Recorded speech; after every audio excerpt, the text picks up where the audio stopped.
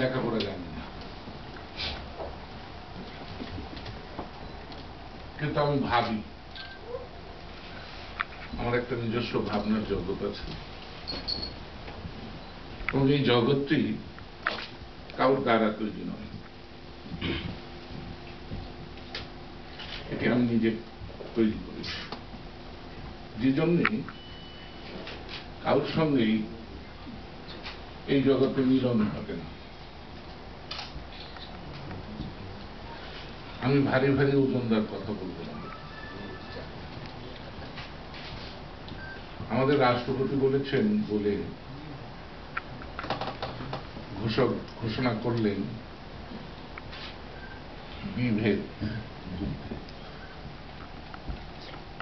এটাকে সন্ধি বিচ্ছেদ করলে এমন দাঁড়ায় যে বিশেষভাবে ভেদ যেখানে, তাকেই বলে বিভেদ। বিশেষভাবে ভেদ যেখানে থাকে তা কিন্তু কোনোদিন দূর হয় না।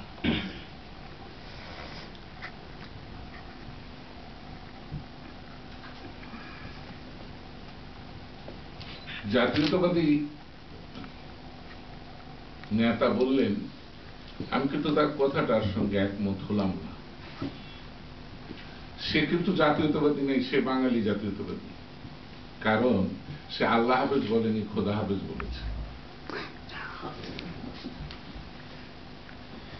ঘটনার ভিতরে ঘটনা অনেক। ঘোষক বললেন, আকবর খাজনা আদায় করতে এই ব্যবস্থাটি করেছিলেন। মজার বিষয় হলো, এক সময় ছিল রাজ্য, এখন কিন্তু রাজ্য নেই, আছে রাষ্ট্র। রাজ্য ছিল রাজার আর রাষ্ট্র হলো জনতার। কিন্তু আমরা এখনো রাজনীতি বলি, রাষ্ট্রনীতি বলি না। সংস্কৃতির কথা বলা হচ্ছিল না, শব্দটা সংস্কৃতি হলে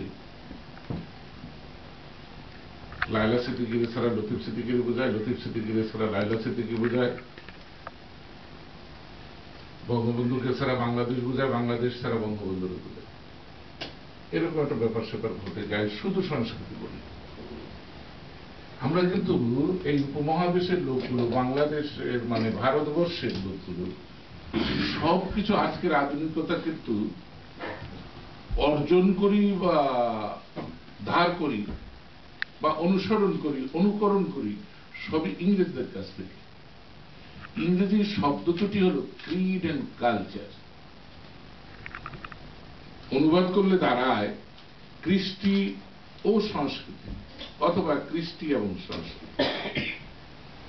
বিষয়টা কৃষ্টি।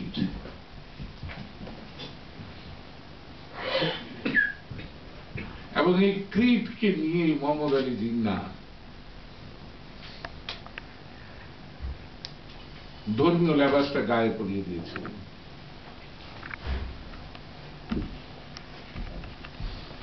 আর ধর্ম নিরপেক্ষ বলে কিন্তু আপনারা যেটা ধর্ম নিরপেক্ষ বলেন, এই জায়গাটি তো আরেকটি গোলযোগ আছে। কিসের বাংলা করেন আপনারা ধর্ম নিরপেক্ষতা? সেকুলারিজম। সেকুলারিজমের জন্মবৃত্তান্ত জানেন?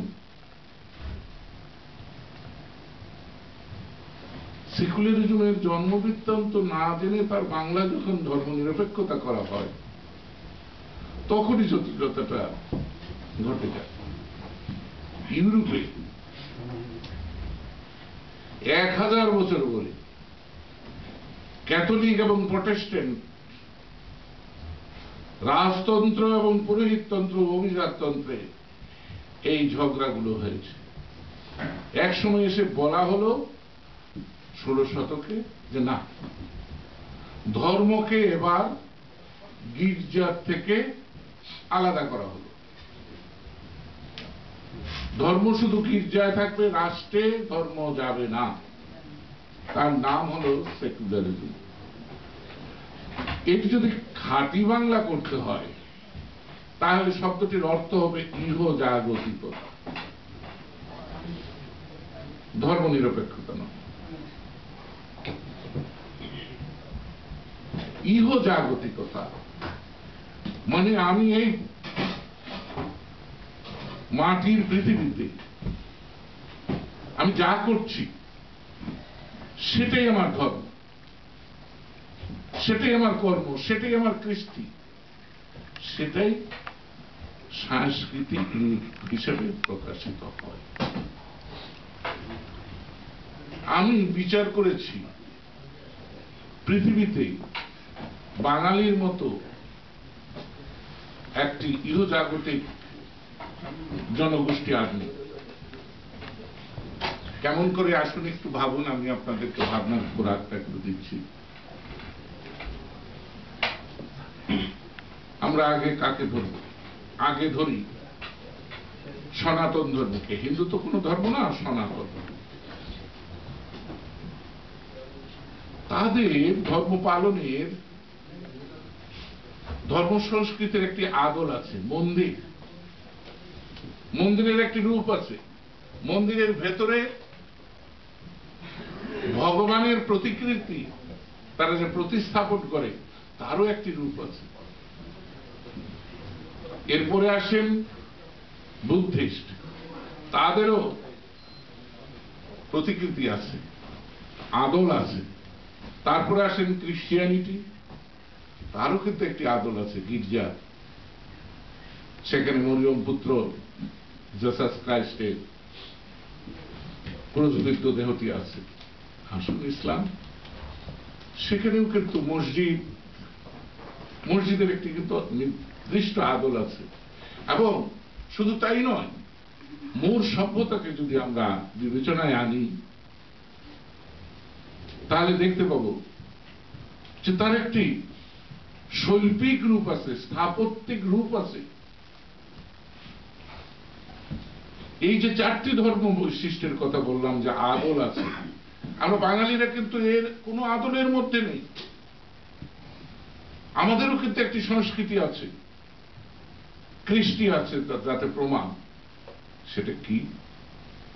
21শে ফেব্রুয়ারি শহীদ মিনার। বলুন তো, শহীদ মিনার কি কোনো ধর্মের চেতনা বা কোনো ধর্মের সংমিশ্রণ আছে এর মধ্যে? এটা হচ্ছে কি রূপ, সে বিমূর্ত রূপ। আমি বাঙালি, আমার ভাষা বাংলা, আমার মায়ের ভাষাকে যারা ভুলিয়ে দিতে চেয়েছিল, তাদের বিরুদ্ধে যারা লড়েছে, প্রাণ দিয়েছে, তাদেরকে আমরা প্রতীক হিসেবে শহীদ মিনার চিত্রিত করেছি। এখানেই কিন্তু শেষ নয়। মহান ৭১, আমি কিন্তু মুক্তিযুদ্ধ বললাম না। শুরু হয়েছিল মুক্তিযুদ্ধ, শেষ হয়েছে যুদ্ধে। তাই যোদ্ধারা আজকাল ছিনিমিনি খেলছে, কেউ বীরুত্তম, কেউ বীর বিক্রম। ওরা বীর উত্তম আর বীর বিক্রম আছে, বীর প্রতীক আছে। জনগণ কোথায়? মনে রাখতে হবে বঙ্গবন্ধুর ৭ই মার্চের সেই বক্তৃতাটি।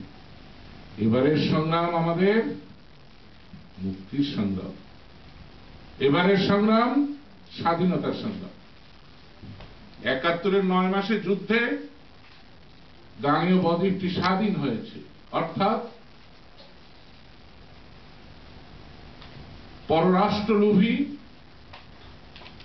হায়না শক্তির পরাজয় হয়েছে, কিন্তু মুক্তি কিন্তু আসে। মুক্তি চেতনায় আসে, মুক্তি আসে মননে, মুক্তি আসে ভাবে, ভঙ্গিতে নয়। আমরা ভঙ্গি করছি, কিন্তু ভাবে কিন্তু আমরা বন্দী রয়েছি। আমরা ভাবের ঘরে পুকুর চুরি করছি। আমরা বাংলাদেশি, আমি বাংলাদেশি হিসেবে যখন পহেলা বৈশাখ পালন করতে যাই, তখন কিন্তু এর কোনোই আর প্রয়োজনীয়তা থাকে না। তখন ওই আকবরের ওই রাজার চৌথ আদায়ের প্রয়োজনের যে দিনটি, সেই দিনটিতে রূপ লাভ করে। কিন্তু এটি যখন আমার কৃষ্টি, এটি যখন আমার সংস্কৃতি হবে, তখন কিন্তু এর ধারণাটি হবে ভিন্ন। বাংলাদেশ বাঙালি জাতিসত্তা নতুন নয়, বাঙালি জাতিসত্তার জন্ম বঙ্গবন্ধু দেননি।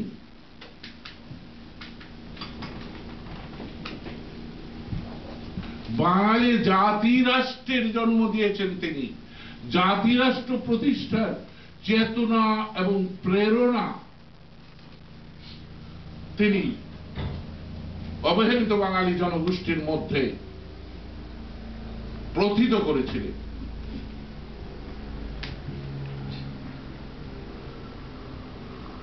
এবং 16ই ডিসেম্বর একটি জাতি